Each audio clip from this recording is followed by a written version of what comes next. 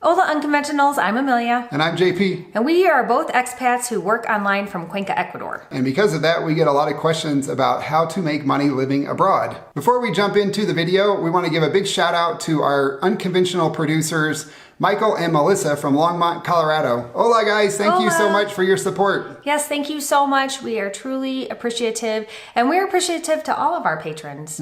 If you're thinking about becoming an expat or you just want to follow our crazy expat adventure here in South America, hit the subscribe button and ring that bell. Ring the bell. So you get notified about our upcoming videos. And today's video, we're going to talk about how to make money living abroad. That's a question we get a lot. We do. And one of the first things people ask is, can I get a job there? Well, you can, maybe. Maybe. It's not that easy. Yeah, there are several things you got to think about. The first is local language fluency. You got to be able to speak Spanish if you want a job at a business. Exactly. Yeah, because most people, even though in Cuenca there are a lot of English-speaking locals, the majority of people still don't speak English. So the majority of customers only speak Spanish. So you're going to have to be able to interact with customers, clients, vendors, managers, your fellow employees, and they'll all be speaking in Spanish. So there are options also to teach English or your native language in schools here. Right. But the pay is like $4 to $5 an hour, which is like $800 a month before taxes. Yeah, they don't pay. The bottom line is the wages are just going to be lower here because the cost of living is so much lower. Yeah. So you have to realize that if you want to get a job in Ecuador, you're going to be paid at Ecuador rates. Yes. The next thing to think about is the type of visa that you get. Now, there's some visas that allow you to work here, some that require you to work here, and some that prevent you from working here. And this is just Ecuador. Other countries have different laws around their visa types. So we're here on a visa that allows us to work here if we wanted to, but we don't. We choose to work online for companies back in the States. Right. The other thing to think about is that if you earn income locally, you also have to pay local taxes.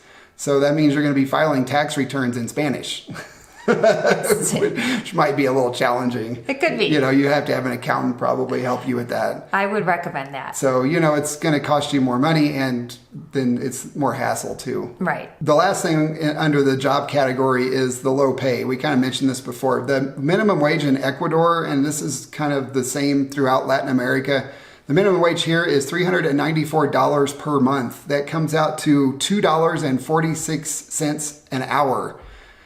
That's a big difference. That's not a lot of money. No, it's not a lot of money for anybody. It's not a lot here. No, it's not here. You definitely could not live on $400 a month before taxes. No, it'd be, No, because you have to have insurance, you know. Yeah, I don't know how you would do it. Employer might provide that, but it would be tough to live here on that. Unless you already have it arranged with your visa, I would not come here thinking you're going to find a high-paying job. No, nope. Part of that's because of the stiff competition too. Yeah, there's a lot of people coming here from Venezuela and they need work. And they speak Spanish fluently. They do speak Spanish. They're Venezuelan. So they're going to edge out somebody who doesn't speak Spanish fluently. Right. So if your dream of becoming an expat hinges on you finding a job abroad, you might want to think about a plan B, just to be safe. Yes. It's always a good idea to have a plan B. Yeah, so if finding a job isn't really realistic, what is? So now we're going to talk about how to make money living abroad. And the very first thing and the easiest thing to do, and what Amelia has done, is work remotely for your current employer. Yes. If it's an option. It's not an option for everyone, but it is an option for a lot more people that realize it. If you're an office worker and you do all of your work online, there's a good chance that your boss might go for, you know, the reduced expenses of you not being in the office. Yeah, it doesn't hurt to ask. It doesn't. Amelia worked about 20% of the time in the office before we left Denver and about 80% at home. So it was kind of easy for her to just say, I need to be 100% virtual. And they said, okay. Right. Thankfully. Yes. Very thankful for that. Yes, we are very thankful. Yeah. And everybody asks what Amelia does. So she manages the CRM systems and what I manage manufacturer scheduling visits. And I manage incentives and things like that. Sales stuff. But it's all on more the operational side. Yeah. So I was able to do all of that remotely. I don't need to have the face-to-face interaction. Yeah. And I also work online. I do web design, although I'm not really taking on new clients now as our vlog is taking off and it's taking so much of my time. I don't have time for new clients, but I still maintain all of my old client websites. And I get monthly recurring revenue. They pay me to manage their websites. They all have WordPress websites, and I manage those, keep them updated, and make updates for them each month. And that's how I earn my income. If the job that you have now doesn't lend itself to being a remote work, you can search for other jobs on a website called flexjobs.com.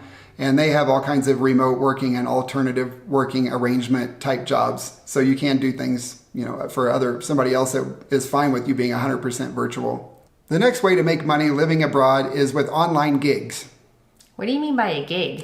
I feel like a gig is like a band performance No. at the bar. It's the gig economy, dear. Oh, okay. So a gig is basically you're doing a freelance job. It's a finite period or project. You do it and you get paid for it and it's over. The key to gigs is really to convert that into recurring revenue, though, because a lot of times the gigs don't pay very well in and of themselves. I see. So okay. like web design is a gig, like building a website might be a gig. And that's what I do. I've been building websites for almost 25 years. And we used to make a lot of money doing it, but not so much anymore because of all the low cost labor from countries like India and Pakistan and Russia. It's really hard to compete with them. Yeah.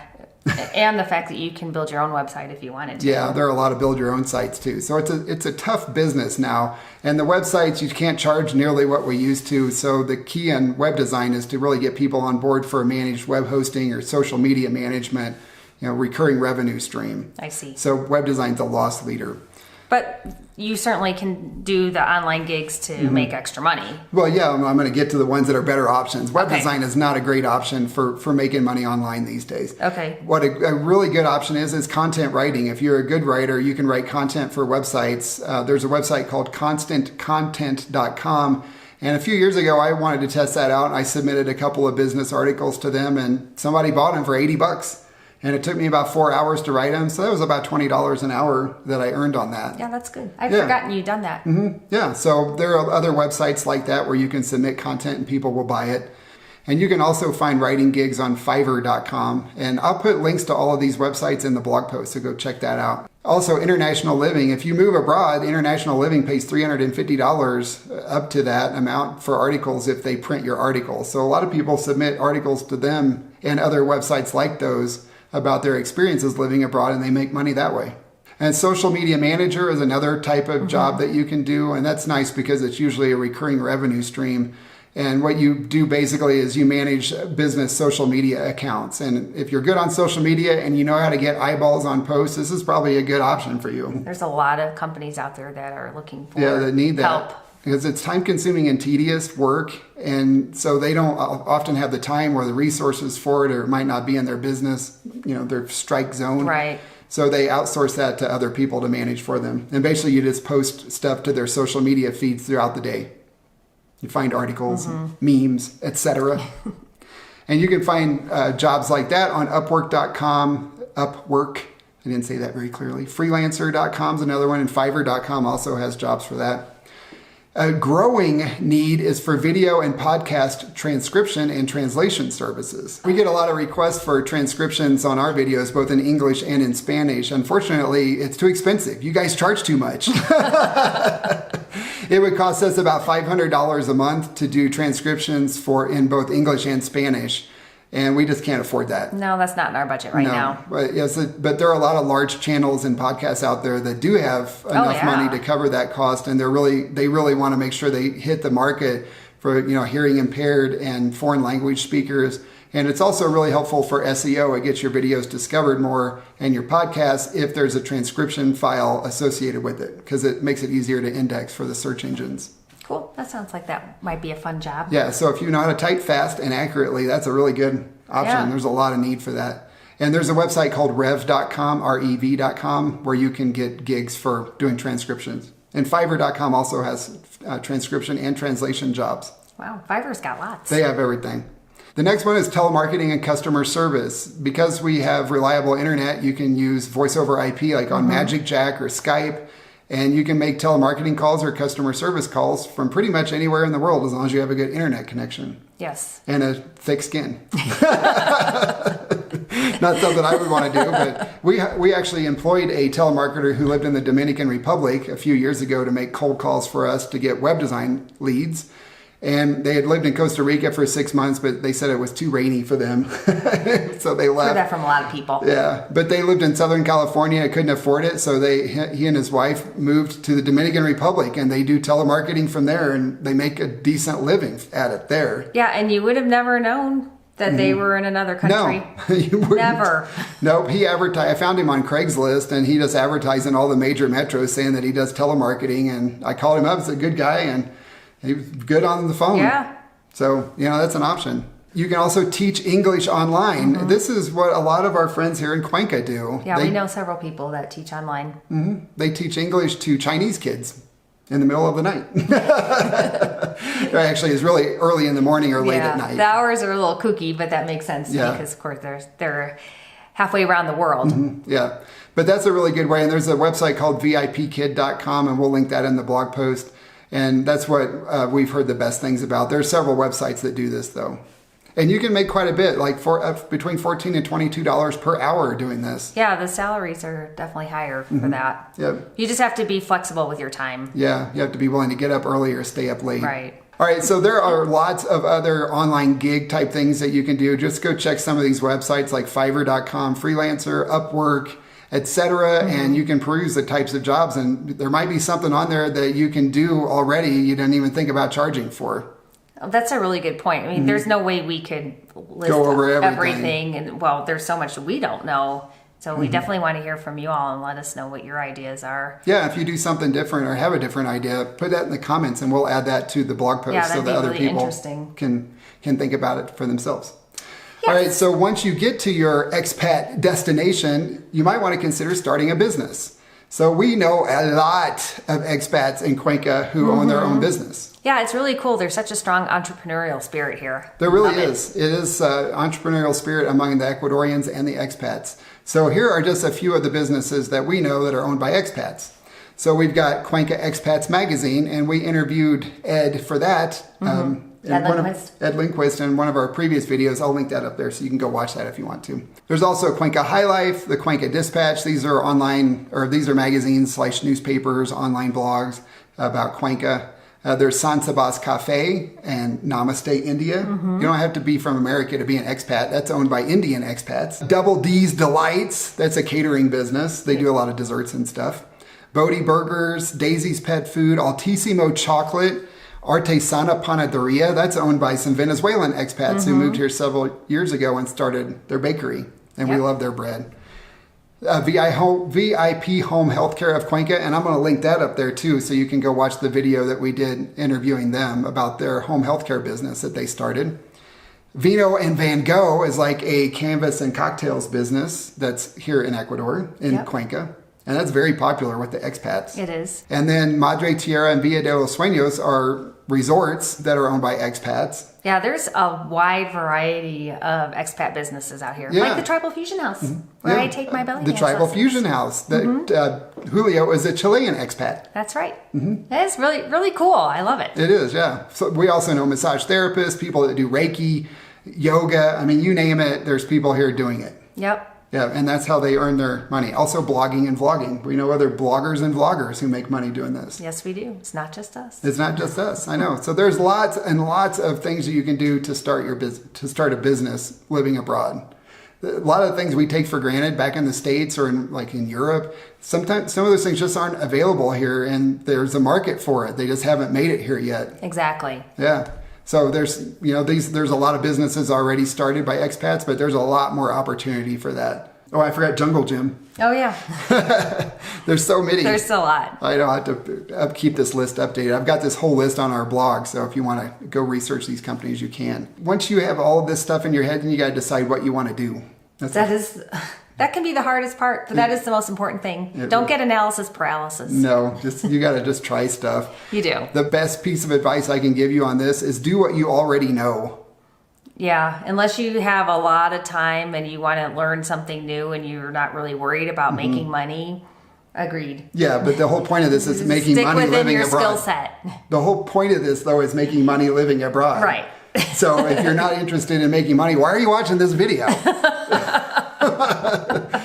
Do what you already know, because if you want to make money at it tomorrow, you needed to start several years ago. So it could be a hobby or your career. It doesn't have to be, the job you've always done. It could be a hobby that you enjoy doing, like photography. Right.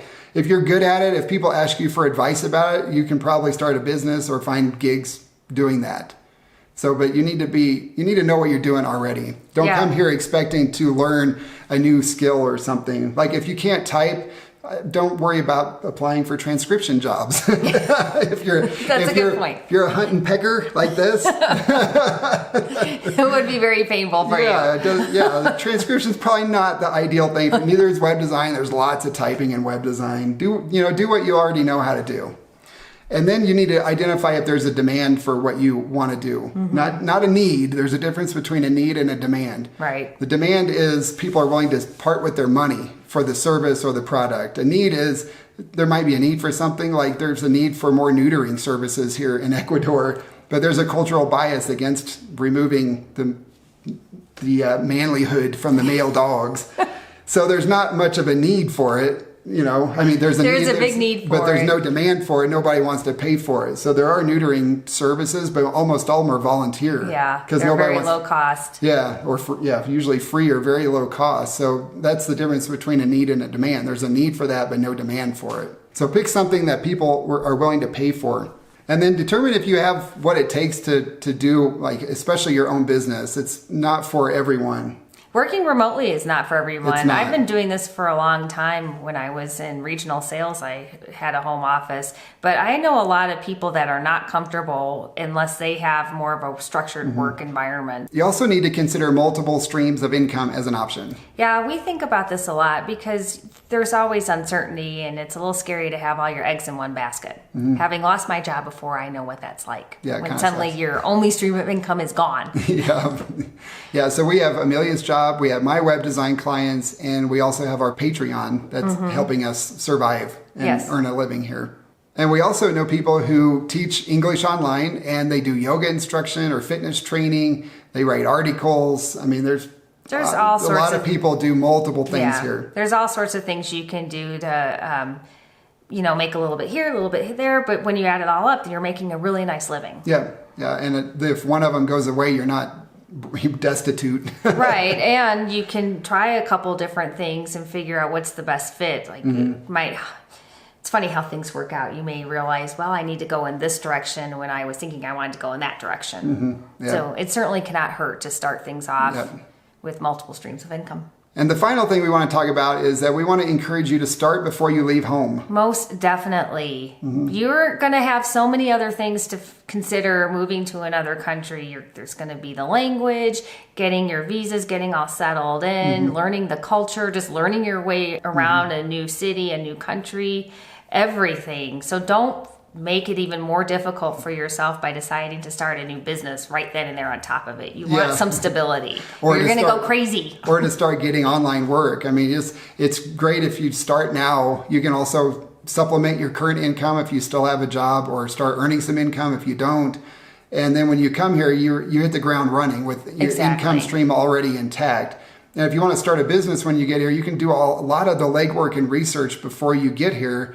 And a lot of the businesses, like for the links that we have in our blog, you can contact these people. A lot of them will be really forthcoming with information about what they went through to start their business. Absolutely. And what it took, how much it costs, how to market. I mean, a lot of entrepreneurs really enjoy helping other aspiring entrepreneurs. Like Amelia said earlier, if you have any other ideas for online work or working remotely that we haven't talked about here or that you do, leave those in the comments and we'll add those into our blog post. Yeah, that'd be awesome. We'd like to hear more from you all about what you guys see out there in the world.